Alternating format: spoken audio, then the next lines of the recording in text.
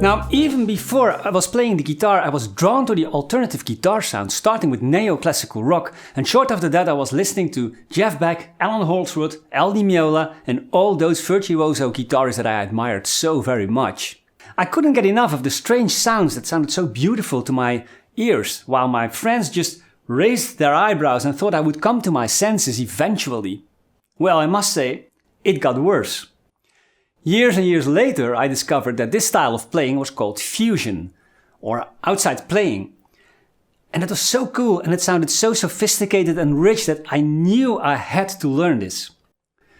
Now soon I was confronted with all these strange scales and arpeggios with difficult names that I had never heard of, and loads of theoretical concepts that I couldn't lay my finger on. And remember, this all was pre-internet. YouTube didn't exist. And we had cassette tapes for recording and listening to music. I mean, I made my sheet music just with pen and paper. And mobile phones were the size of briefcases. Man, you wouldn't understand. Anyway, I knew then it was one bridge too far and I let it go for a while. And again, years and years later, when I had finished conservatory, I understood much better what was going on and started to transcribe some licks. Nowadays you find lots and lots of fusion licks on YouTube to learn from great guitar players all over the internet. But for someone who is starting with outside fusion playing, it's hard to find a guide that enlightens you to see the concepts in a clear manner. I mean, how do you construct an outside lick or sound? What's the recipe? So that is why I made this tutorial. Maybe not to present you with a bunch of licks without solid background information, although there are lots of licks in this video, but to show you what you can use to construct your own outside licks and provide crystal clear understanding of what and why something can sound pretty cool and can sound pretty not so cool. Now, enough talk, let's start. Now, music is in many ways a balance between tension and release. Because the tension unsettles the listener, the resolution of the tension will make the release chord even more beautiful. So all outside licks should resolve in the right way to the next chord. And this is essential for tension and release in music. If there's no release, we would experience the tension as an error. And tension can be established in many ways, by dynamics, rhythm and harmony, for instance. And many times it's a combination of these three that creates the final sound. Now in fusion and jazz, one way of creating tension is done by outside playing. The improviser plays notes that the listener doesn't expect to return to notes that the listener does expect. Now outside notes are all notes outside the chord or scale. Now, and as long as the tension resolves, it doesn't really matter what outside notes you play. Still, there are proven methods that work for sure. The notes outside the beaten track are often chosen from a wide collection of scales and arpeggios, and with the context taken in account. I mean, is the background major or dominant or minor? And what is the chord that comes after that outside lick? So we can play any note outside scale, key or mode, but using specific scales and arpeggios, you can do it in a sensible way. Otherwise, it could sound a little weird and off. So this is what we have to learn to play the right, wrong notes. From just one outside note in a simple pentatonic scale to lots of outside notes in a particular scale or series of arpeggios.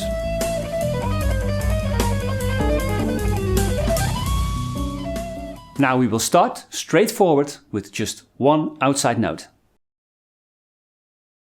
Now a note that is with no doubt an outside note is a note that you've played already lots and lots of times, even without knowing that this is a typical outside note. And this note is used in different ways to create a little bit of that outside sound.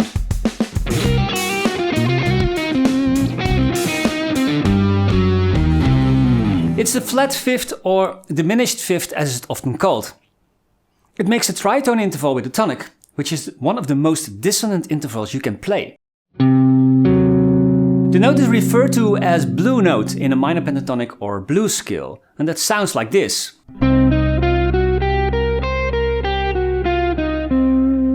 Now immediately you can hear that this note sounds a little weird and creates tension, but still makes sense and creates a nice sound that we are pretty much used to.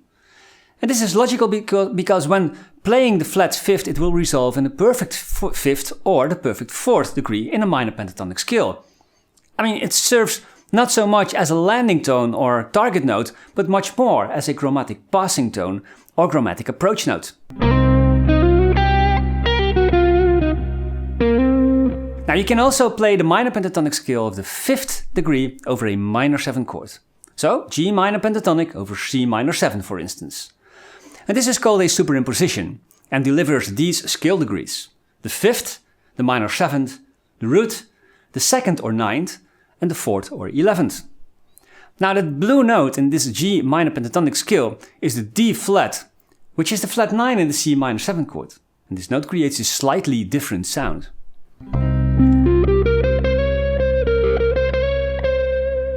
In this next part of the tutorial, we're going to look at some other possibilities that are common practice in fusion style playing.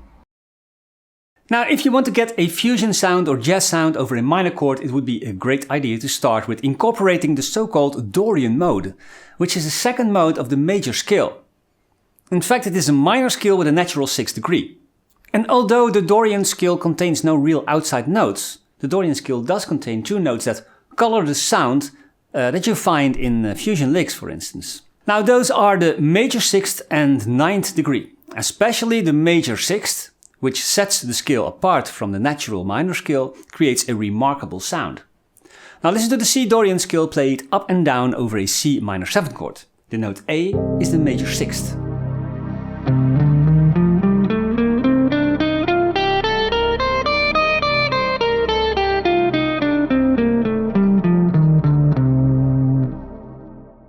I'll show you 3 ways to get the sound of the Dorian mode. One is by adding the characteristic Dorian major 6th to the minor pentatonic scale. Another one is by superimposing the minor pentatonic scale of the 2nd degree.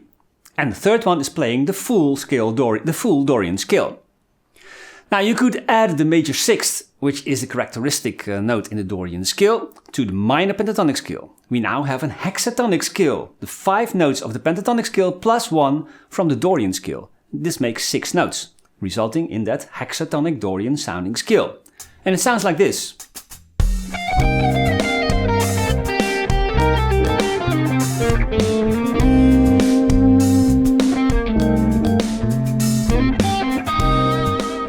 Now by playing a D minor pentatonic scale over a C minor 7 chord, we'll get these scale degrees: the 9th D, the 11th F, the 5th G, the Dorian 6th A and the root C.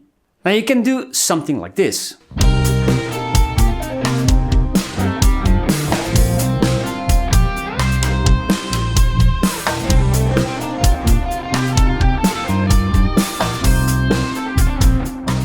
And the third way is, of course, playing the full Dorian scale over a minor 7 chord. The 9th in this case is a nice landing tone, creating a minor 9 chord.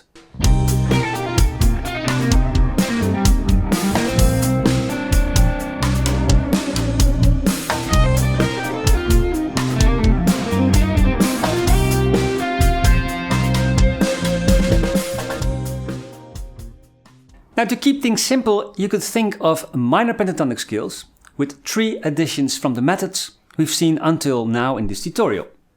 Now adding the blue note in addition to the major 6th to the pentatonic scale and throwing in the 9th of the Dorian scale once or twice, you could get a nice fusion-like sound. Maybe not such a profound outside sound, but it still sounds pretty fusion. So we enrich the minor pentatonic scale with 3 juicy notes. The blue note for the outside sound, the major 6th for the Dorian sound, and the 9th for the overall jazzy sound.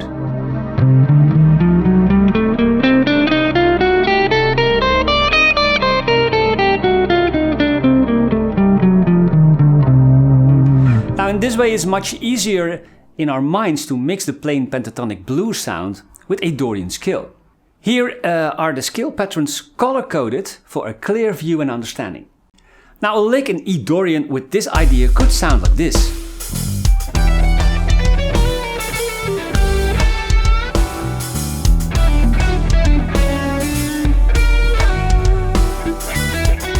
Now so far we've used the diminished fifth, or the blue note, more like a passing tone than like a full-fledged outside note. Let's change that right away. The diminished fifth is a part of the diminished and half diminished chord. For instance, an E minor 7 flat 5 chord consists of a root E, a minor third G, a diminished fifth B flat, and a minor 7 D. Now we use that E half diminished arpeggio over the E minor 7 chord and resolve to the chord tones of that E minor chord. Now the flat fifth is the only difference between the minor 7 chord and the minor 7 flat 5 chord. The diminished fifth B flat will clash with the perfect fifth B, creating that outside feel. Now listen to the E minor 7 flat 5 arpeggio played slowly over an E minor 7 chord.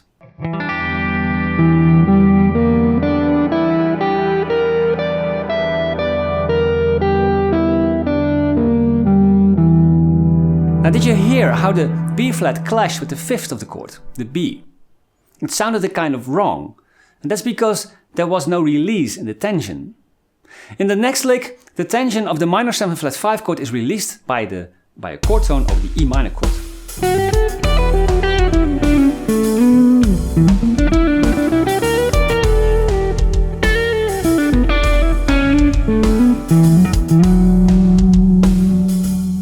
Now, see how that makes all the difference. If you let the tension resolve to a chord tone, then everything falls in its place and we've experienced a subtle outside sound.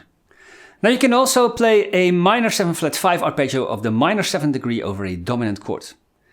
In the next 2, 5, 1 and C major, I will use the F minor 7 flat 5 arpeggio over the G7 chord. The notes of the F minor 7 flat 5 arpeggio are F, A flat, C flat and E flat. Now over the G7 chord, the F becomes the minor 7th, the A flat becomes the flat 9, the C flat becomes the 3rd because the C flat is the same note as B.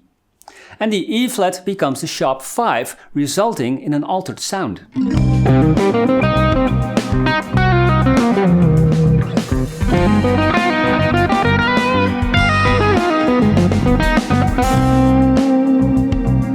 This minor 7 flat 5 arpeggio of the minor 7th degree comes from the altered scale. What this is, we will see later in the video. Now another way to establish the sound of the Dorian mode, or any scale for that matter, is to use a chain of arpeggios that outlines a scale. Now in C Dorian, we have a C minor or C minor 7 chord, a D minor or D minor 7 chord, an E flat major or an E flat major 7 chord, an F major or an F dominant 7 chord, a G minor or a G minor 7 chord, an A diminished or an A half diminished chord, and a B flat major or a B flat major 7 chord.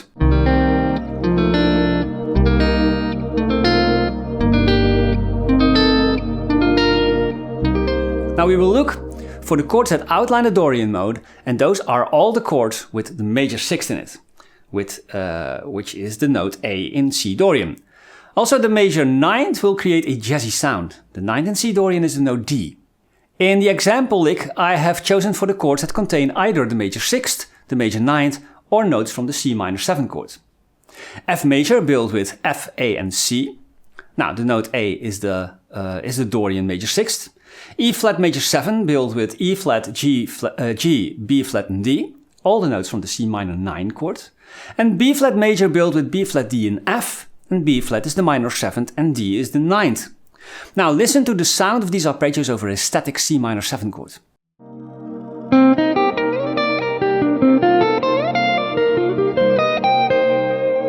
And here it is in the lick.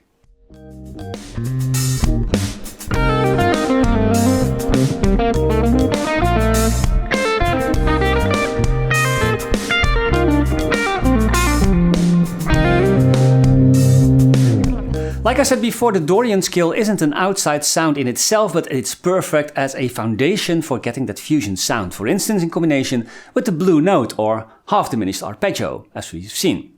Now here comes another example in E Dorian. In E Dorian, the major 6th degree is the C sharp.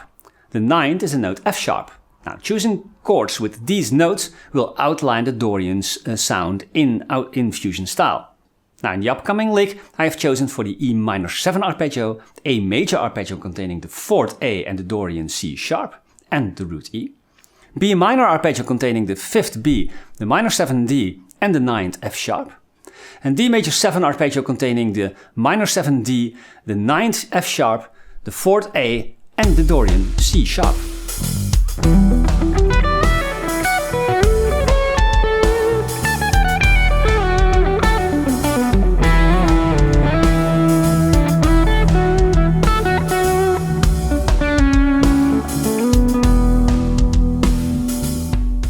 Now when it's done right, sidestepping can be an easy way to get an outside sound.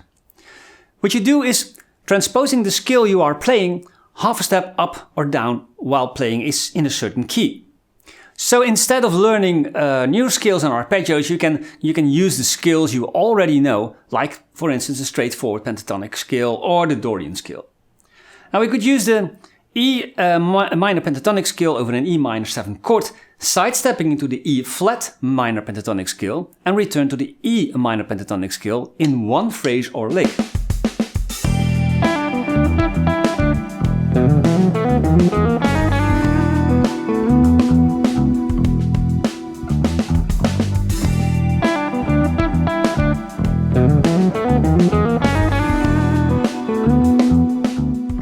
Now sidestepping can be a little difficult at first to get the sound right. Just try to make the outside lines short and return in a logical way. Using repetitive motives will help you to connect the inside and outside phrases.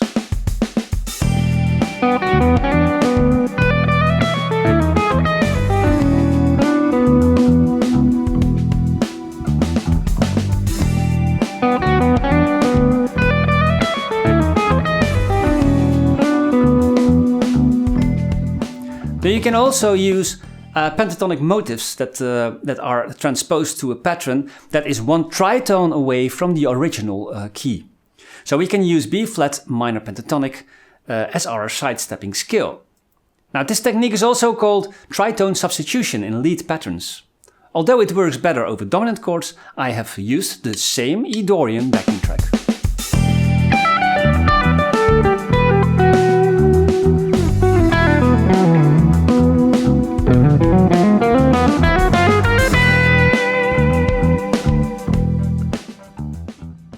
The harmonic minor scale has 7 modes and one of them is the 4th mode. It's the Dorian sharp 4 mode. And this mode is much like the Dorian scale, but it has an augmented 4th degree. And this makes the scale sound a little bit mystical and oriental. It's also referred to as the Dorian sharp 11 or the Romanian minor scale.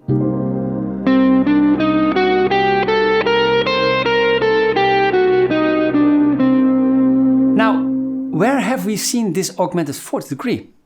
Aha, it's the blue note. And that diminished 5th, that was our first outside note in this tutorial. No wonder that the Dorian sharp 4 scale results in an outside sound with a strong Dorian feel. Now, the chords in the C Dorian sharp 4 scale are a C minor chord and a D dominant 7 chord, an E flat major 7 chord and an F sharp diminished chord, a G minor major 7 chord and an A minor 7 flat 5 chord, and a B major 7 sharp 5 chord.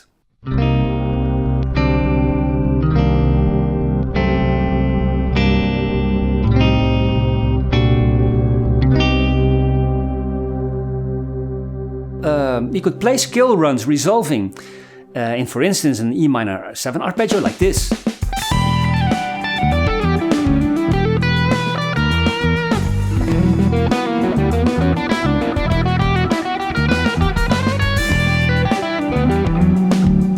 But to catch the sound of the scale, it's better to play arpeggios that cover the scale notes.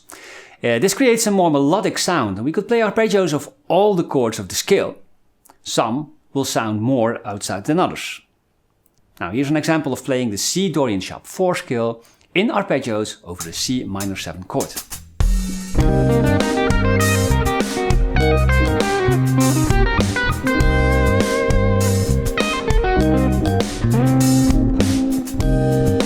Now the altered scale is the 7th mode of the melodic minor scale and commonly used for dominant chords, where the scale results in a pretty outside sound with alterations like the flat 5, sharp 5, flat 9 and sharp 9. And the scale looks like this.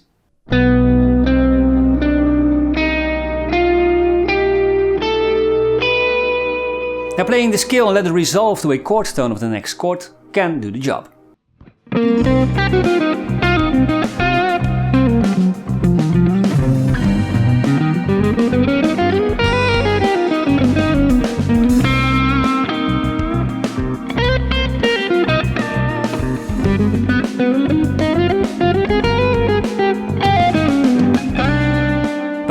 Like any scale, you can also use it by means of arpeggios found in that scale. Now, next to arpeggios are great for outside playing and getting that altered sound. The A flat minor major 7 arpeggio over the G7 chord. This gives us the flat 9, the major 3rd, sharp 5 and the root G. And we can use the minor 7 flat 5 arpeggio of the minor 7th degree, F. The F minor 7 flat 5 over the G7 or G alt chord gives us the minor 7th, the flat 9th, the major 3rd and minor 6th.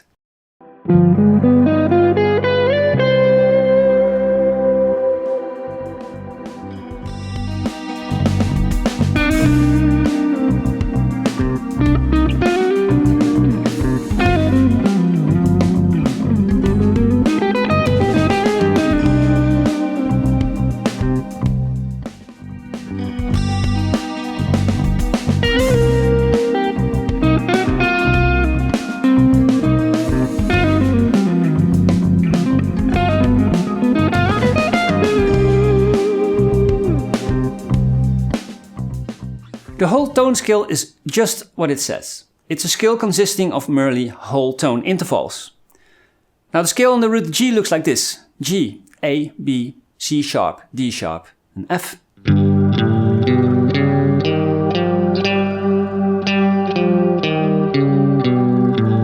As you can see, it's a 6-note scale, which is a hexatonic scale in music theory terms. There's no gravity towards the tonic because there are no half steps. Every note can be the tonic because the distance between the notes is all the same. Now the degrees in the scale are the tonic, the 9th, the major 3rd, the sharp 4th or sharp 11th, the sharp 5 or flat 13th and the minor 7th. And the fingering on the guitar is super easy because of the nature of the scale. Now the chord on the tonic is an augmented chord, G augmented 7. Over dominant 7 chords or dominant 9 chords, the whole tone scale can be used for a nice outside sound.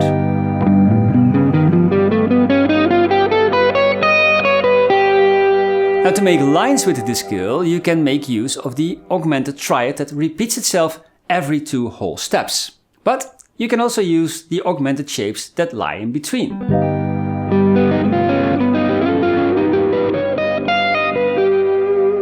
In the next example, I use only the scale and let it resolve into a chord tone.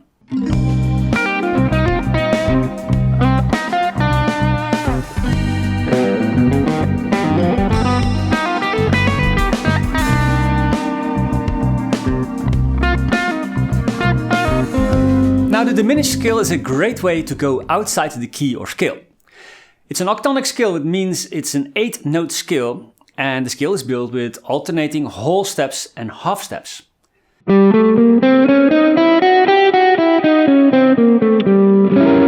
there are 2 versions named after the intervals at the beginning of the scale. One scale starts with a whole and a half step, and the other one starts with a half and a whole step. The first one is called the whole half diminished scale, also known as the tonic diminished scale. Now, and the other one is called the half whole diminished scale, or dominant diminished scale. It's a beautiful scale with a lot of tension, which makes the resolution to the next chord extra beautiful. Now the half-whole diminished scale over a dominant chord results in some spicy tension notes. On the tonic we can build a dominant 7 chord, and that's why this scale works fine over dominant and altered chords. Now this tutorial is not about the diminished scale, so I won't elaborate on this too much, but there's a lot going on in this scale. And the most important thing to know is that the scale is symmetrical and therefore has a very convenient fingering. Besides that, licks made with this scale repeat themselves every minor third, which is 3 frets up or down.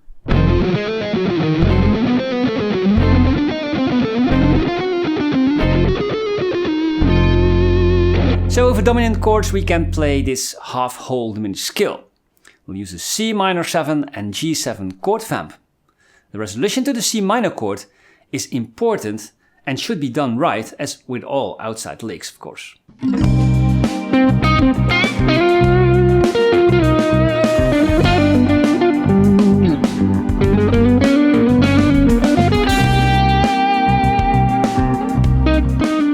Now another trick is to play the diminished arpeggio of the diminished chord, that is, a semitone higher than the root of the dominant chord you want to improvise over.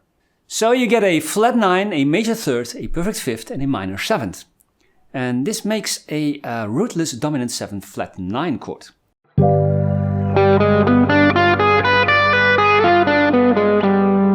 It sounds great when the diminished arpeggio resolves in the right way to the C minor 7 chord.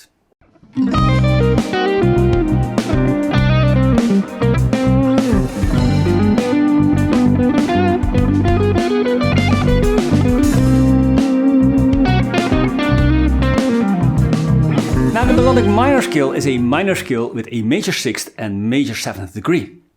You could see it as a major scale with a minor 3rd. This creates a duality in the scale. The first half is minor and the second half is major. So the scale in itself has a peculiar sound.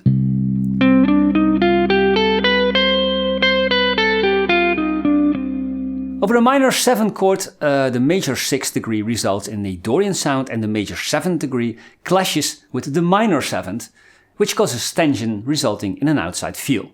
Let's take the D melodic minor scale as an example. Now over a D minor 7 chord, the B and the C sharp are the notes that will result in an outside sound.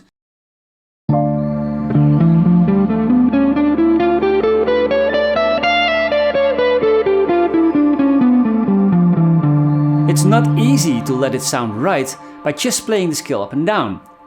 To get started, I would advise to play a minor major 7 arpeggio or a minor major 9 arpeggio. This chord is the tonic of the melodic minor scale. So play D minor major 7 over D minor 7 for an outside sound.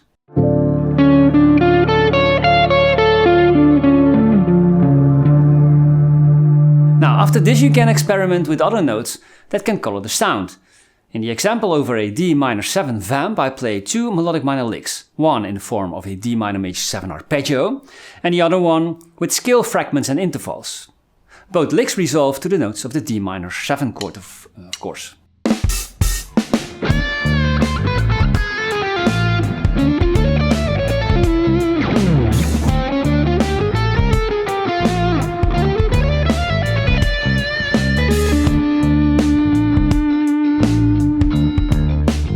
And now the conclusion of this tutorial. Now we have seen that outside playing seems like a simple thing to do initially, but proves harder when actually trying to make lines that resolve in a natural way. And we could say that all notes outside the key are outside notes, but at the same time they have to be chosen carefully to get the desired result. Now to choose the right notes relies on proven methods by playing certain scales, arpeggios or sidestepping for instance. Even the blue note can result in an outside sound. Still, using these methods is no guarantee for a great result. It all depends on your creativity and feel for the style. So therefore it's a good idea to listen and listen again to fusion guitarists and other musicians that have mastered outside playing. Think of master fusion guitarist Alan Holdsworth and his successor Tim Henderson, or people like Frank Gamble and Scott Henderson, or the Australian guitarist Pliny, who mixes ambient with metal and fusion and beautiful music. And also Sean Lane was a monument in rock-orientated fusion. Then there is Tom Quill with his awesome phrasing and hybrid picking technique. And fusion guitarist Jack Gardiner, who is also a great teacher. And what about Andre Nieri creating fusion with Brazilian touch and his compatriot Dalton Santos, who is definitely one of my favorites. And of course Daniele Cortado, who has his outstanding tone and breaks the speed limit with 8-finger tapping. And for more heavy rock type of fusion, listen to the album Tilt by Richie Kotzen and Greg Howe. And of course, Guthrie Govan can't be absent on the list with his Aristocrats band, incorporating much like any of the methods I described in this video in an inimitable way. So yes, we are spoiled with the amount of such great musicians that walk in our era. So I hope this was crystal clear again, and you can benefit from this lesson to start with outside playing and create your own awesome licks. And please, like, comment or subscribe if you appreciate what I'm doing. Thanks in advance. Now I say greets from the Netherlands and bye.